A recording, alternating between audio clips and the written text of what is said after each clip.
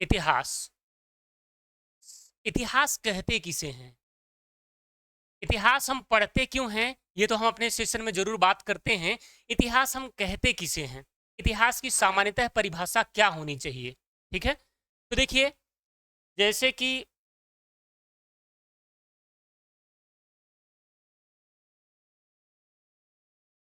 जैसे कि अगर देखा जाए तो इतिहास की कई अलग अलग अवधारणाएं, कई अलग अलग परिभाषाएं लोगों के द्वारा दी गई है। किताबों में भी अन्य परिभाषाएं दी गई हैं। इसमें जो बहुत बेहतरीन परिभाषा मानी गई है वह क्या है? इतिहास अतीत के एक समग्र अध्ययनों का, ठीक है, समन्वय है। इतिहास क्या है? जो हमें अतीत की घटनाओं का विवरण प्रस्तुत करता है एक क्रमबद्ध तरीके से। लेकिन साथियों, इस परिभाषा को हम लोग डिनाई करेंगे। क्यों डिनाई करेंगे? आइए थोड़ी देर बाद अभी आपको पता चलेगा। थोड़ी देर बाद अभी आपको पता चलेगा। तो देखिए, इतिहास विषय की परिभाषा को ही सबसे पहले हम लेकर के चलते हैं कि भाई इतिहास विषय क्या है। सामान्यतः इतिहास दो शब्दों से मिलकर बना होता है, और अगर हम इसका संधि विच्छेद करें तो ये हो जाएगा इति। इति धन ह धन आस। इसको हम, क्योंकि हिंदी की क्लास नहीं है, इतिहास की क्लास है, तो इसको हम डायरेक्ट इतिहास कह रहे हैं। ठीक है, इति का मतलब होता है ऐसा ही। इति का मतलब क्या होता है? ऐसा ही, ऐसा ही, ऐसा ही, या ऐसा ही, या ठीक इसी प्रकार, या ठीक इसी प्रकार, इसी प्रकार। हास का मतलब क्या होता है भाई? हास का मतलब सदैव होता है घटना, और इतिहास के दृष्टि से कोई भी घटना घटित होती है। कोई भी घटना घटित होती है। क्यों? क्योंकि हम बीते हुए कल के बारे में बात कर रहे हैं। इतिहास का मतलब क्या है? हम अतीत में हुई घटनाओं के बारे में बात कर रहे हैं। ठीक है, तो हास का मतलब क्या होता है? घटित होना। क्या घटित होगा भाई? कोई ना कोई घटना ही घटित होगा। और घटना के क्रम में यदि देखा जाए तो किसी भी घटना के घटित होने के दो ही क्रम बनते हैं, एक उसका उत्थान और दूसरा उसका पतन। यानी कि किसी भी चीज की पहले उत्थान हुई होगी, फिर उसका पतन हुआ होगा, और उसके बाद ही हम उसे इतिहास के तथ्यों के तहत रख करके हम उस अवधारणाओं को ध्यान में रखते हुए पढ़ रहे हैं, पढ़ रहे हैं। अब बात आती है कि किसका उत्थान या किसका पतन, किसका उत्थान या किसका पतन, या इतिहास में हम वास्तविक रूप से पढ़ते क्या हैं, इतिहास कहते किसे हैं? कई सारे प्रश्न एक साथ हैं, कई सारे प्रश्न एक साथ हैं। तो सामान्यतः मैं आप लोगों से एक प्रश्न पूछता हूं, क्या आपकी नजर में इतिहास सिर्फ राजाओं महाराजाओं के द्वारा घटित घटनाओं का क्रमबद्ध विवरण ही है? ठीक है, या मानव संस्कृत सभ्यता का जब से उदय हुआ, मनुष्य पहले खानाबदोश जीवन जीता था, यानी कि आदिम मानव प्रक्रिया के समय से जब आदिमानव की शुरुआत हुई, मनुष्य जानवरों से अलग कैसे हुआ, यह अपना एक अलग संस्कृत सभ्यता कैसे विकसित कर पाया, और कैसे हम जंगलों से निवास करते करते ग्रामीण सभ्यता का विकास करते हैं, और इतनी विकसित ग्रामीण सभ्यता हमारी, ठीक है, हो गई कि अंततोगत्वा विश्व की प्रथम नगरी सभ्यता भारत में पनपी। ठीक है, सिंधु घाटी सभ्यता की हम बात कर रहे हैं।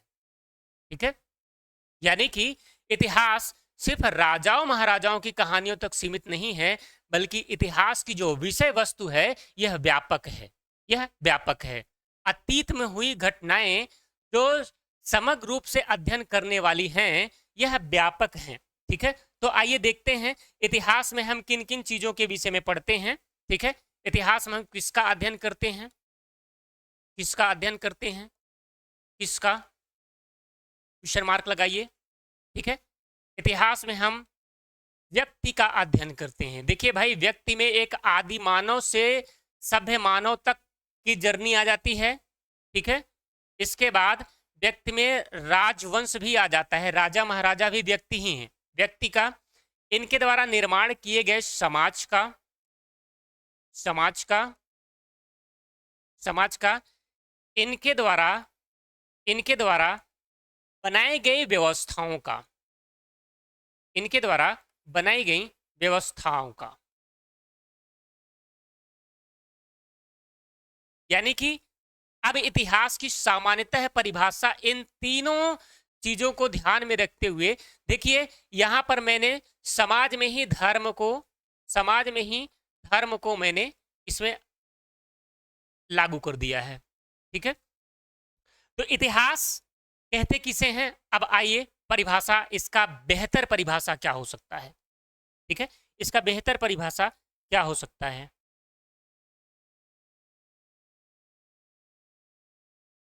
बहुत बहुत धन्यवाद Abhishek Kumar Pandey ji. Good evening, good evening, good evening सभी को भाई। एक बार ध्यान पूर्वक पूरे सेशन को अटेंड करिए, फिर मैं आप लोगों के क्वेश्चंस का जवाब देता हूं। ठीक है, आप सभी लोगों की ये इतिहास की प्रतिदिन क्लास यानी कि सोमवार से शनिवार तक ये 6:05 से शाम को शुरू होने वाली है ना, जो कि आज आपकी पहली क्लास है। इसके बाद ये मंडे से कंटिन्यू रहेगी। ठीक है, तो चलिए भाई, अब इतिहास की एक एथेंटिक, एक एक्यूरेट परिभाषा क्या बनती है ये देख लेते हैं। यानी कि इतिहास एक ऐसी घटना है, इतिहास एक ऐसी घटना है जिसमें किसी व्यक्ति का, समाज का, व्यवस्था का उत्थान व पतन सिद्ध होता है या तर्कों द्वारा पुष्ट की जाती है। साथियों, मैं आपसे एक ही निवेदन करूंगा कि लेक्चर अटेंड करते समय आप एक कॉपी और पेन लेकर के चीजों को नोट डाउन अवश्य सुने, अवश्य करें। पहले सबसे पहले लेक्चर अटेंड करें, पहले चीजों को समझें, सुने, उसके बाद नोट डाउन करें। मैं एक एक चीजों को आपको समझाता हुआ चलूंगा। जहां पर भी आपसे समस्याएं होती है, जहां पर भी आपको दिक्कतें होती हैं, इन चीजों को मैं आपको बखूबी तरीके से समझाऊंगा। ठीक है, तो देखिए, इतिहास एक ऐसी घटना है जिसमें किसी व्यक्ति का, समाज का, व्यवस्था का उत्थान व पतन सिद्ध होता है या तर्कों द्वारा पुष्ट की जाती है, इतिहास कहलाता है। यहां तक समझ में आ गया? अब देखिए, पहली परिभाषा का हम लोगों ने काटा क्यों था कि अतीत में हुई घटनाओं का समग्र अध्ययन ही इतिहास कहलाता है, या अतीत में हुई घटनाओं का क्रमबद्ध अध्ययन ही इतिहास कहलाता है। ये सामान्यतः इतिहास के विषय में परिभाषाएं दी गई हैं, कई किताबों में भी आप लोगों ने पढ़ा होगा।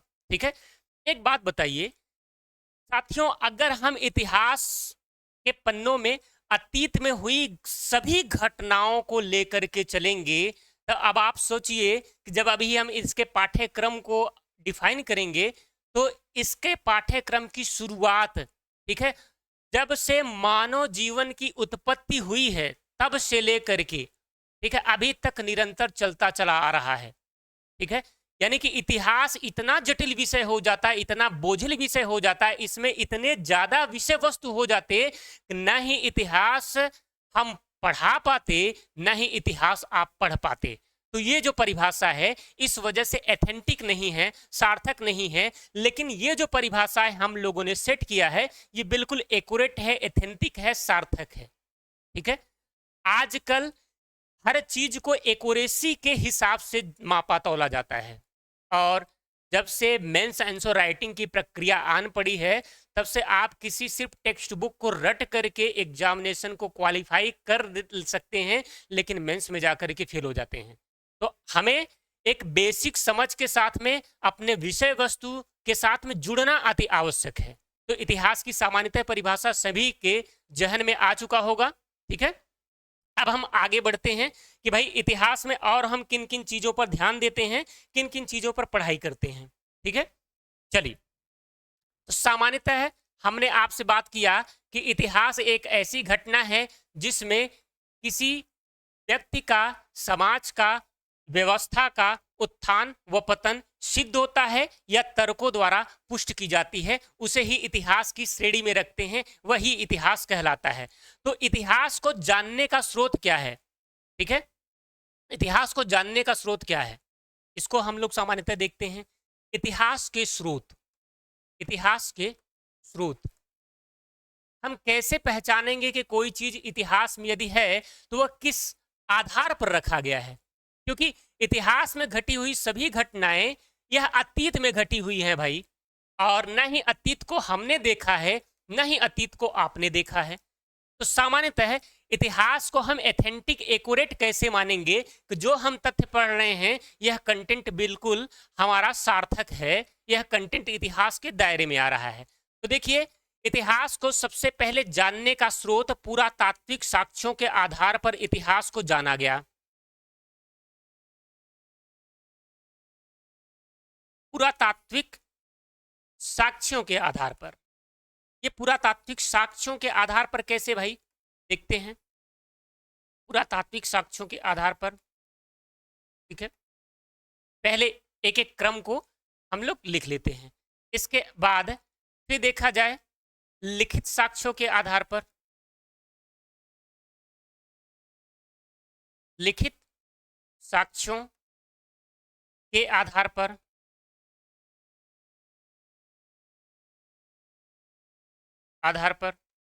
ठीक है, इसके अलावा, ठीक है, विदेशी यात्रियों के विवरण पर, विदेशी यात्रियों के विवरण पर,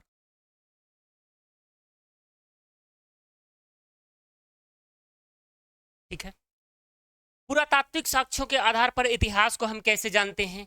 देखिए, ये उन इतिहास के क्रम को दोहराता है, हमारे बीच में ला करके प्रस्तुत करता है जिस समय लेखन कला शैली का ज्ञान नहीं था, ठीक है। यानी कि आदिम मानव किस प्रकार के जीवन शैली का प्रयोग करता था, किस प्रकार के भाषा शैली का प्रयोग करता था, वह लिखना जानता था कि नहीं जानता था, उनके इतिहास को यदि हम उस सीक्वेंस में, उस क्रम में जानने का प्रयास करते हैं तो हमारे पास एकमात्र स्रोत बचता है पुरातात्विक साक्ष्यों के आधार पर मिले अवशेषों के आधार पर उनके इतिहास के बारे में अनुमानतः चीजों को सिद्ध करें।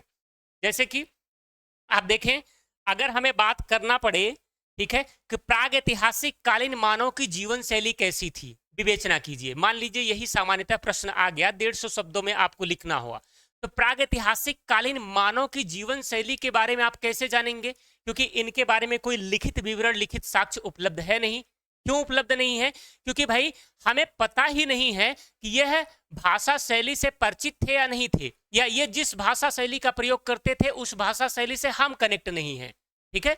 दूसरे नंबर, ऐसा कोई लिखित साक्ष्य अभी तक उपलब्ध नहीं हो पाया है, तो इनके इतिहास को जानने का हमारे पास एकमात्र स्रोत बचता है पुरातात्विक साक्ष्यों के आधार पर। क्यों? क्योंकि ये पत्थरों के उपकरणों का प्रयोग करते थे, ये पाषाण उपकरणों का प्रयोग करते थे, ठीक है। तो उस पाषाण काल के मानव के संस्कृत सभ्यता को पहचानने के लिए हमने क्या किया, कार्बन डेटिंग पद्धति के तहत, ठीक है, कार्बन डेटिंग पद्धति के तहत इस समय का पता लगाया, जिस प्रकार के पत्थरों को, के औजारों का ये लोग प्रयोग करते थे, ठीक है, उसका पता लगाया। फिर आपने देखा कि प्राग ऐतिहासिक कालीन कुछ गुफा चित्रों के माध्यम से हमने इनके जीवन शैली के बारे में पता लगाया और ये अनुमानतः सिद्ध किया। जैसे भीमबेटका की गुफाओं के चित्रों को देख करके यह पता चलता है कि आदिम कालीन मानव जो थे यह खानाबदोश जीवन व्यतीत करते थे, यानी कि यह जानवरों का शिकार, ठीक है, करके और पेट भरने का काम करते थे। पहले ये जंगलों में रहा करते होंगे, ठीक है, फिर ये जंगलों से मैदानी भागों की ओर पलायन किए, मैदानी भागों में ये झुंड बना करके रहना शुरू किए, जहां पर सुरक्षित स्थान था वहां पर रहना शुरू किए, ठीक है। इसके बाद ये पत्थरों के उपकरणों का प्रयोग करना शुरू किए और जिस प्रकार के औजारों को यह प्रयोग करना शुरू किए उस प्रकार के औजारों से कैसे कैसे जानवर को मारा इन्होंने, वह भीमबेटका की गुफाओं में पूरा चित्रकारिता के तहत इन लोगों ने, ठीक है, विवरण उसका प्रस्तुत किया है, ठीक है। एक झुंड में किस किस जानवरों का शिकार कैसे कैसे पत्थरों से करना है ना। उसके बाद फिर इनके जीवन में नया बदलाव क्या आया, कृषि से ये कब परिचित हुए, ठीक है, आग का प्रयोग कब करना शुरू किए। जब कृषि और आग दोनों से पूर्णतः परिचित हो गए तब यह पशुपालन से भी उसी समय परिचित होते हैं, ठीक है, और फिर धीरे धीरे ये ग्रामीण सभ्यता का पूर्णतः विकास करना शुरू करते हैं। आपने देखा जब पूरा पाषाणकालीन मानव है, पूरा पाषाणकालीन मानव पूर्ण तरीके से खानाबदोश जीवन व्यतीत करता था, लेकिन जब मध्य पाषाणकालीन मानव का इतिहास आप पढ़ते हैं तो मध्य पाषाणकालीन मानव, ठीक है, यह पशुपालन करना शुरू कर चुका था। और जब हम नव पाषाणकालीन मानव की विषय में पढ़ते हैं तो इस समय कृषि के बारे में ये लोग भली भांति परिचित हो चुके थे, ठीक है। और कृषि के कई जगह से पुराने जगह से, ठीक है, साक्ष्य भी मिले हैं, जैसे को कोल्डीवा से, ठीक है, आपको मेहरगढ़ से, ठीक है, ये पुराने चौपानी मांडो से कई ऐसे प्लेस हैं जहां से कृषि के साक्ष्य मिले हैं। तो पुरातात्विक साक्ष्यों के आधार पर इतिहास को जानना, जिसमें हमें क्या देखना है, इनके पाषाण वस्तुओं को देखना है, इनके समय के इमारतों को देखना है, इमारतों को देखना है, ठीक है, इस समय की कलाकृतियों को देखना है, इस समय की कलाकृतियों को देखना है, कलाकृतियां, मृदभांड, मृदभांड, ठीक है, मृदभांड, है ना, और औजारें आदि, औजारें आदि, ठीक है। इसके बाद आ जाते हैं इस पर, लिखित साक्ष्यों के आधार पर। लिखित साक्ष्यों के आधार पर देखिए, इसको अगर जानने का क्रम हम देखें तो ये इसको दो चरणों में आप तोड़ सकते हैं। एक है ब्राह्मण साहित्य और दूसरा है ब्राह्मणेतर साहित्य।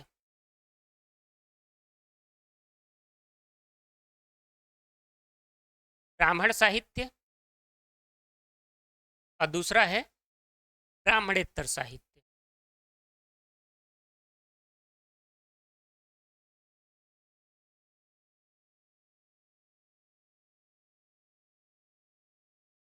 ब्राह्मण साहित्य के तहत क्या आता है मित्रों? ब्राह्मण साहित्य के अंतर्गत हमारा वेद आ जाएगा। वेद मतलब ऋग्वेद, यजुर्वेद, सामवेद, अथर्ववेद, ठीक है। पुराण आ जाएगा, पुराण आ जाएगा, उपनिषद आ जाएगा, उपनिषद आ जाएगा, उपनिषद, और आरण्यक आ जाएगा, उपनिषद, आरण्यक आदि, आरण्यक आदि। ब्राह्मणेतर साहित्य के अंतर्गत बौद्ध ग्रंथ और जैन ग्रंथ आ जाते हैं। बौद्ध ग्रंथ, बौद्ध ग्रंथ और जैन ग्रंथ।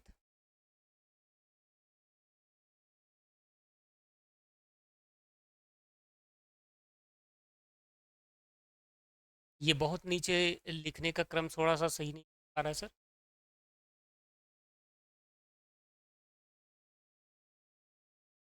अच्छा, इसको पेज को ऊपर करने का कोई और तरीका? ये-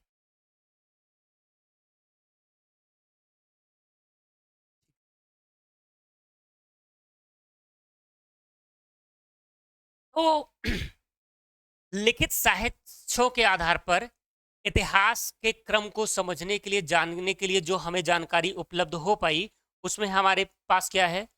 स्वागत है ममता कुमारी जी, गुड इवनिंग। राजकुमारी, कंचन भारती, सभी का स्वागत है भाई। कोई बात नहीं, आज पहला सेशन है, आप लोग इसको बाद में देख लीजिएगा, है ना। अभी चीजों को समझने पर पूरा फोकस करिए, पूरा फोकस समझने पर करिए, ठीक है। हम लोग बात कर रहे थे इतिहास को जानने के स्रोतों के क्रम में, कि हम इतिहास को किस आधार पर कैसे कैसे समझते हैं, कैसे कैसे पहचानते हैं। तो हमने उसमें देखा पुरातात्विक साक्ष्यों के आधार पर, ठीक है, लिखित साक्ष्यों के आधार पर, और फिर तीसरा विदेशी यात्रियों के विवरण के आधार पर। समय समय पर जो भी विदेशी यात्री भारत में यात्रा किए, यूनानी लेखकों से लेकर के, विदेशी यात्रियों में कौन कौन है भाई? यूनानी लेखक हैं, यूनानी लेखकों के द्वारा जो लिखी गई, ठीक है, विषय वस्तु मिलती है, उससे भारत के इतिहास को जानने में मदद मिली। चीनी लेखकों, चीनी लेखकों, फाहियान, हेनसान, इत्सिंग, ठीक है, ये सब आप लोगों को याद आ रहा होगा, ठीक है। इसके अलावा जो ईरानी व फारसी लेखक हुए, ठीक है, ईरानी लेखक आदि, यानी कि विदेशी यात्रियों के विवरण से हमें इतिहास को जानने का, ठीक है, मौका मिला। अब आइए बात करते हैं कि इतिहास में हमारी विषय वस्तु क्या होने वाली है, हमारी विषय वस्तु क्या होने वाली है।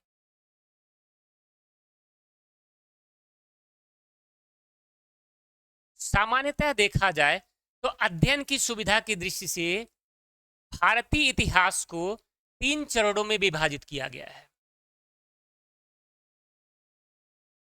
पहला, प्रागैतिहासिक काल।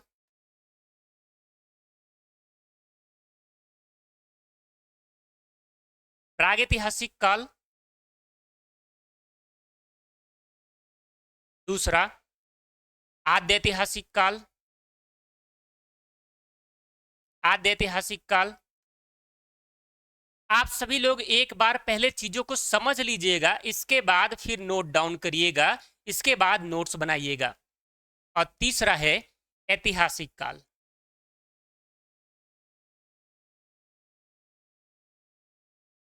ऐतिहासिक काल। प्रागैतिहासिक काल को इंग्लिश में प्री हिस्टोरिक इरा कहते हैं, या प्री हिस्टोरिक पीरियड कहते हैं, प्री हिस्टोरिक टाइम कहते हैं, जो भी आप कह लें। प्रागैतिहासिक काल, इस समय लिखित साक्ष्यों का अभाव था, यानी कि इस समय का जो इतिहास है सिर्फ और सिर्फ पुरातात्विक स्रोतों के आधार पर अनुमानतः यह सिद्ध किया गया कि यह ऐसा हुआ होगा।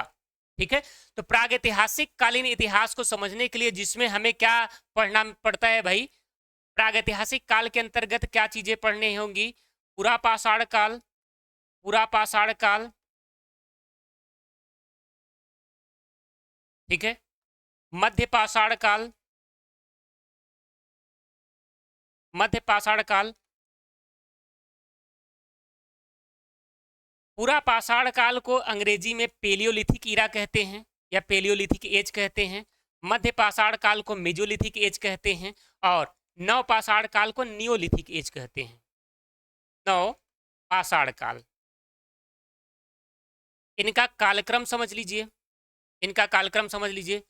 जो पूरा पाषाण कालीन मानव है, यह देखा जाए तो कई सारे किताबों में आपको अज्ञात काल से, यानी कि इनका क्रम निर्धारित नहीं है कि कब से इनका इतिहास माना जाएगा, अज्ञात काल से लेकर के, ठीक है, ये जो पूरा पाषाण कालीन मानव का इतिहास है ये 8000 बीसी तक है, 8000 बीसी तक है।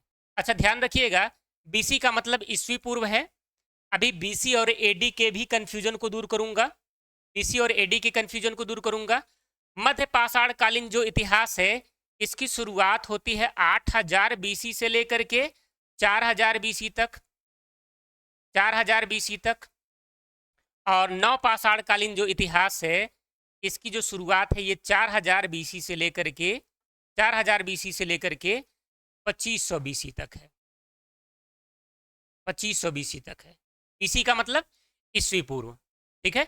तो प्रागैतिहासिक कालीन मानव जो कि एक खाना बदोश जीवन व्यतीत करने वाला मनुष्य था, इसमें हमें सामान्यतः यह जानना होता है कि आदि मानव से मानव बनने की प्रक्रिया में कितना साल लगा, आदि मानव से मानव बनने की प्रक्रिया में कितना साल लगा, और कैसे कैसे मानव संस्कृत सभ्यता का उदय हुआ, कैसे हम ग्रामीण सभ्यता की तरफ बढ़े, कैसे हम शहरीकरण सभ्यता की तरफ बढ़े, है ना। इन दोनों क्रमों को जानते हुए, इन दोनों क्रमों को समझते हुए, ठीक है, इन दोनों क्रमों को जानते हुए, इन दोनों क्रमों को समझते हुए फिर हम आगे की क्लास, आगे की तरफ बढ़ते हैं। एक सेकंड के लिए, थोड़ा एक इंपॉर्टेंट मैसेज है।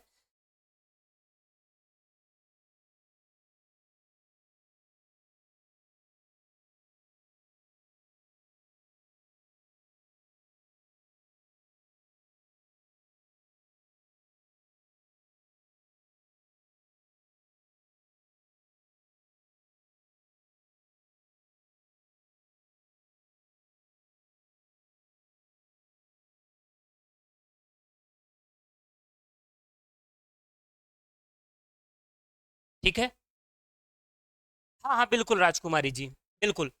इसके बाद देखिए, अब आद्य ऐतिहासिक कालीन जो इतिहास है, आद्य इतिहास काल जो है, इसका जो कालक्रम है साथियों, इसका कालक्रम शुरुआत होता है 2500 बीसी से लेकर के 2500 बीसी से लेकर के आप कहेंगे 600 बीसी तक, 600 बीसी तक। इस आद्य ऐतिहासिक कालीन इस आदि इतिहास कालीन, ठीक है, इतिहास के क्रम को समझने में हम दो चीजों को पढ़ते हैं। पहला देखिए, इंडस वैली सिविलाइजेशन, जिसे आईवीसी कहते हैं, सिंधु घाटी की सभ्यता, सिंधु घाटी सभ्यता, सभ्यता, और दूसरा है वैदिक सभ्यता, वैदिक सभ्यता। सिंधु घाटी सभ्यता की जो शुरुआत है, यह 2500 बीसी से लेकर के 1500 बीसी तक इसका समय काल माना गया है। ठीक है, तो आद्य ऐतिहासिक काल का पूरा समय काल क्या है भाई? 2500 बीसी से लेकर के 600 बीसी तक। ये दो भागों में टूटा है। ठीक है, पहला है सिंधु घाटी सभ्यता जो 2500 बीसी से लेकर के 1500 बीसी तक का है। ठीक है, और इसके बाद देखिए वैदिक सभ्यता जो 1500 बीसी से शुरू होता है, 1500 बीसी से शुरू होता है, 600 बीसी तक है। ध्यान रखिएगा, इसमें जो वैदिक सभ्यता है ये दो भागों में टूटेगा। ऋग वैदिक काल जो 1500 बीसी से लेकर के 1000 बीसी तक का समय काल है, उत्तर वैदिक काल 1000 बीसी से लेकर के 600 बीसी तक का समय काल है। ठीक है, तक का समय काल है। तो आद्य ऐतिहासिक कालीन इतिहास को समझने में एक बात ये ध्यान रखिएगा, आद्य ऐतिहासिक कालीन मानव संस्कृति सभ्यता को समझने के लिए, मानव संस्कृति सभ्यता को समझने के लिए हमारे पास लिखित साक्ष्यों की उपलब्धता थी। तो लिखित साक्ष्यों के आधार पर जितना इतिहास के क्रम को हम समझ पाए, जितना हम जान पाए, उसके आधार पर हम आद्य ऐतिहासिक कालीन मानव के इतिहास को समझने का प्रयास किए। जहां पर इनके लिखित साक्ष्यों को हम नहीं पढ़ पाए, जैसे कि सिंधु घाटी की सभ्यता में लिखित साक्ष्य तो उपलब्ध हुए लेकिन पढ़ा नहीं जा सका, तो सिंधु घाटी सभ्यता के इतिहास को भी जानने और समझने के लिए हमें क्या करना पड़ा? हमें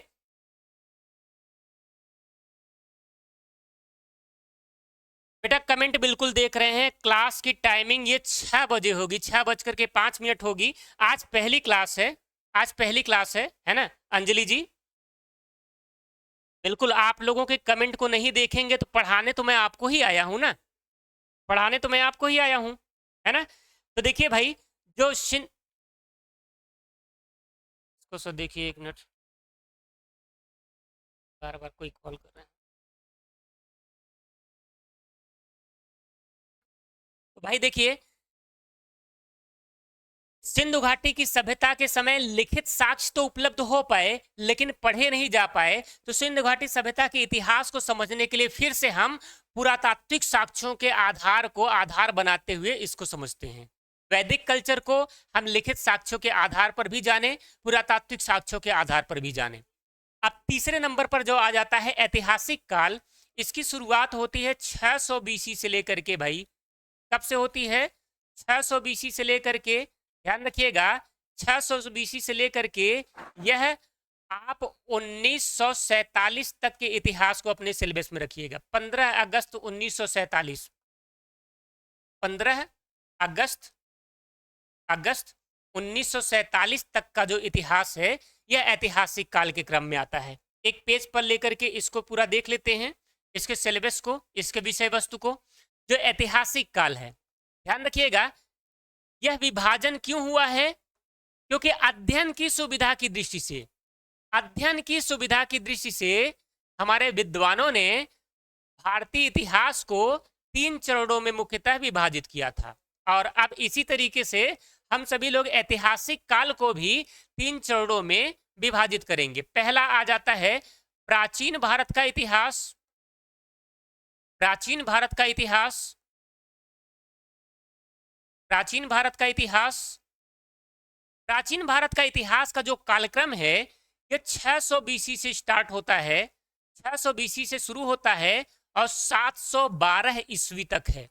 ध्यान रखिएगा, 712 ईस्वी, यानी कि आप कह सकते हैं कि 712 एडी, आप कह सकते हैं 712 एडी। ध्यान रखिएगा, अभी हम लोग एडी और बीसी के विषय में भी जानेंगे, क्योंकि आज की क्लास में बिल्कुल आपका बेसिक चीजें क्लियर होना जरूरी है। 712 ईस्वी से फिर मध्यकालीन भारत की शुरुआत होती है।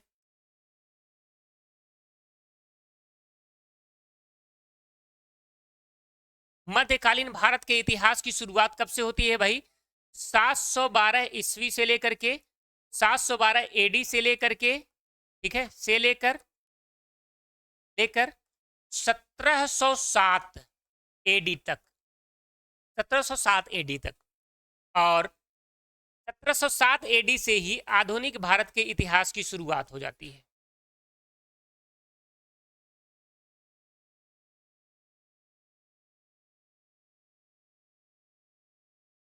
इसकी शुरुआत कब से होती है भाई?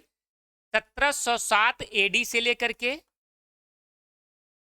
ठीक है, 1947 तक, 1947 तक आधुनिक भारत का इतिहास है, आधुनिक भारत का इतिहास है, ठीक है। अध्ययन की सुविधा की दृष्टि से इस इतिहास के को 3 भागों में, 3 चरणों में विभाजित किया गया। प्राचीन भारत के इतिहास के तहत हम लोग क्या पढ़ते हैं, पूरा हमारा सिलेबस क्या है, ठीक है। देखिए, ये 6वीं शताब्दी ईसा पूर्व में 16 महाजनपदों के काल की शुरुआत होती है, ठीक है। इसके बाद फिर बौद्ध धर्म और जैन धर्म की शुरुआत होती है। इसके बाद मगध साम्राज्य का उत्कर्ष होता है। मगध साम्राज्य के इतिहास के बाद मौर्य काल पढ़ते हैं। मौर्य काल के बाद शुंग वंश, कंड वंश, सातवाहन वंश, जो मौर्योत्तर काल आता है, इसको हम पढ़ते हैं। मौर्योत्तर काल के समय में ही, ठीक है, कई विदेशी आक्रमणकारी जो आए, ठीक है, हिंद यवन का आक्रमण हुआ, ठीक है, शकों का आक्रमण हुआ, ठीक है, कुषाणों का आक्रमण हुआ, हुडों का आक्रमण हुआ, ठीक है। इसका एक क्रम है, हिंद यवन, शक, पहलव, कुषाण, ठीक है। सबसे पहले कौन आए? ठीक है, हिंद यवन, फिर शक, फिर पहलव, फिर कुषाण, ठीक है। इसके बाद फिर गुप्त काल आ जाता है। गुप्त काल के बाद गुप्तोत्तर काल, और गुप्तोत्तर काल के बाद राजपूत काल तक का इतिहास, राजपूत काल तक का इतिहास, ये हम प्राचीन भारत के इतिहास में पढ़ते हैं। मध्यकालीन भारत के इतिहास में हम क्या क्या चीजों को पढ़ते हैं? जो 712 ईस्वी से प्रारंभ होता है, सिंध पर अरबों का सफल आक्रमण, सिंध पर अरबों का सफल आक्रमण पहले। इसके बाद भारत पर तुर्कों का सफल आक्रमण, जिसमें 2 क्रम है, पहले महमूद गजनवी को पढ़ेंगे, फिर मोहम्मद गौरी को पढ़ेंगे। महमूद गजनवी, इसके बाद मोहम्मद गौरी। मोहम्मद गौरी के बाद का जो काल है, ये दिल्ली सल्तनत के नाम से, जो 1206 से लेकर के 1526 ईस्वी का टाइम पीरियड है, ठीक है। और दिल्ली सल्तनत का जैसे ही पतन होता है, जैसे ही अंत होता है, इसके बाद मुगल काल की शुरुआत हो जाती है। 1526 से लेकर के 1707 तक का ये मुगल काल का पीरियड है। 1707 से लेकर के 1857 तक का जो इतिहास है, जो कि आधुनिक भारत में आ जाता है, इसे उत्तर मुगल कहते हैं, लेटर मुगल पीरियड कहते हैं, लेटर मुगल पीरियड कहते हैं, है ना। इसके बाद हम आधुनिक भारत के इतिहास में क्या पढ़ते हैं साथियों? 1707 ईस्वी से लेकर के 1947 तक का इतिहास, जिसमें उत्तर मुगल काल आ जाता है। उसी समय कई अन्य प्रकार के, कई अन्य प्रकार के, ठीक है, राज्यों में नए नए राज्यों का उदय होता है, ठीक है। नए नए राज्यों के उदय के साथ में फिर भारत में तमाम प्रकार के समाज सुधारक आंदोलन की शुरुआत होती है। इसके बाद भारतीय राष्ट्रीय कांग्रेस का उदय होता है, ठीक है। तो इसी में हम लोग देखेंगे बंगाल के बारे में, मैसूर के बारे में, मद्रास के बारे में, कलकत्ता के बारे में, ठीक है, पंजाब के बारे में, ठीक है, इन राज्यों के बारे में, ठीक है, अवध राज्य के बारे में। 1857 की महत्वपूर्ण क्रांति होगी। 1857 की महत्वपूर्ण क्रांति के बाद फिर हम क्या देखते हैं कि भारतीय राष्ट्रीय कांग्रेस का जो इतिहास है, 1885 से लेकर के 1947 तक, जिसको नरम दल, गरम दल और गांधी युग, 3 चरणों में विभाजित करके भारत की आज़ादी, 15 अगस्त 1947 को भारत की आज़ादी दिला करके फिर हम लोग सिलेबस से मुक्त हो जाएंगे। तो साथियों, अध्ययन की सुविधा की दृष्टि से इस इतिहास के क्रम को इतने चरणों में डिवाइड किया गया, हम सभी ने इसको देखा, ठीक है। इतिहास हमारे लिए क्यों आवश्यक है, इतिहास पढ़ना क्यों आवश्यक है? इसका सामान्य सा प्रश्न है कि भाई, आप सभी भावी अध्यापक हैं, जिसे हम पढ़ा रहे हैं वे सभी भावी अध्यापक हैं, और हमारा ये दायित्व होता है कि हम जिस देश में रहते हैं उस देश का इतिहास क्या रहा है, उस देश का अतीत कैसा रहा है, अतीत से हम वर्तमान की तुलना कैसे करेंगे, अतीत से हम वर्तमान में क्या सीखेंगे, ठीक है। तो इतिहास को, इस क्रम को समझने के लिए, इतिहास के इस क्रम को जानने के लिए हमें इतिहास से जुड़ना आवश्यक है, हमें अपने संस्कृति सभ्यता को जानना आवश्यक है।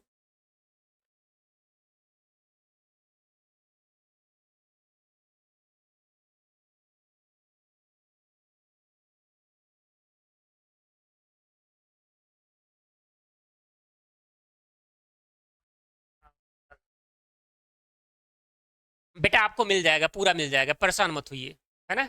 जितना चीजें मैंने आपको बताया है, हाँ, उतनी चीजें आप एक सीक्वेंस में लिख डालिएगा, चीजों को समझ डालिएगा, ठीक है। बाकी मैं स्टेप बाय स्टेप चीजों को समझाता रहूंगा। मेरी आपसे शुरुआत होगी, हमारी आपकी जो पहली क्लास होगी, क्योंकि आज का इतिहास का सामान्यतः परिचय ये जानना था। हमारी आपकी शुरुआत होगी मध्यकालीन भारतीय इतिहास के जानने के क्रम से, मध्यकालीन भारतीय इतिहास के जानने के क्रम से लेकर के। क्यों ऐसा होगा? क्योंकि देखिए, जो साथी इतिहास में अपनी समझ बनाए रखा है, जिस साथी का इंटरेस्ट इतिहास में बना हुआ है, वह साथी तो इतिहास में सहजता से हमारे साथ जुड़ जाएगा। लेकिन जो साथी इतिहास पहली बार पढ़ रहा है, उनके लिए थोड़ा सा 2-4 क्लासेज उनके लिए बाउंस करने वाली होंगी, है ना। हालांकि मैं बहुत इंटरेस्टिंग तरीके से पढ़ाऊंगा, लेकिन मुझे सिलेबस को ध्यान में रख करके पढ़ाना है, कम समय में पढ़ाना है ना। तो इस वजह से हमारी शुरुआत डायरेक्ट आपके साथ में मध्यकालीन भारतीय इतिहास के साथ में होगा। और सोमवार से आप सभी लोग पहली टॉपिक पढ़ करके आएंगे, जिसका नाम क्या है? सिंध पर अरबों का सफल आक्रमण। सिंध पर अरबों का सफल आक्रमण। और इसका समय क्या होगा भाई? इस क्लास का डेली समय क्या होगा? 6:05। कब? सुबह या शाम? कोई कंफ्यूजन नहीं, ये डोज आपको शाम को मिलेगा, कोई कंफ्यूजन नहीं। यह क्लास आपको कब मिलेगी? शाम को मिलेगी। कब कब मिलेगी भाई? सोमवार से लेकर के शनिवार तक लगातार, ठीक है। तो सोम से लेकर के शनि तक 6:05 पर एप्लीकेशन पर हमारी आपसे रोज मुलाकात होगी। पहले टॉपिक आपको समझना है, ठीक है, सिंध पर अरबों का सफल आक्रमण, ठीक है। तो पढ़ करके आइएगा। कैसा लगा क्लास? यहीं पर आज मैं अपने क्लास को विराम देता हूं।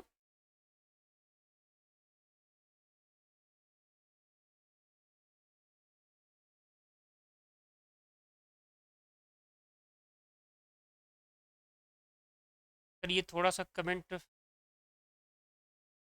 स्क्रॉल करिए, ये देख रहे हैं?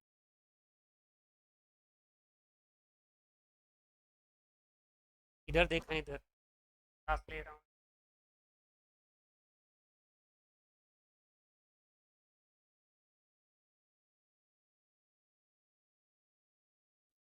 एक बात सभी लोग, ठीक है, ओके सर कह करके कमेंट करें। मेरी बातें आप तक पहुंच पाई? पूरी बातें स्पष्ट होकर के समझ में आई? हम लोगों ने क्या जाना? सामान्यतः इतिहास का परिचय जाना है, और इतिहास में क्या क्या चीजों को पढ़ना है, इतिहास को 3 चरणों में क्यों विभाजित किया गया है, इसको समझे हैं। अब आपको मजेदार सेशन होने वाला है मंडे से। मंडे से मेरी गारंटी है कि जो भी सेशन मैं आप लोगों के बीच में लेकर के आऊंगा, ये पूरा का पूरा आपके क्लास में ही तैयार हो जाएगा, पूरा का पूरा आपके क्लास में ही तैयार हो जाएगा।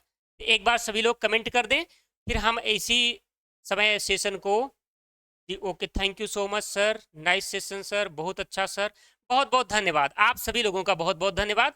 फिर हम आपसे लेते हैं विदा, और हमारी आपसे मुलाकात होगी मंडे को। Thank you.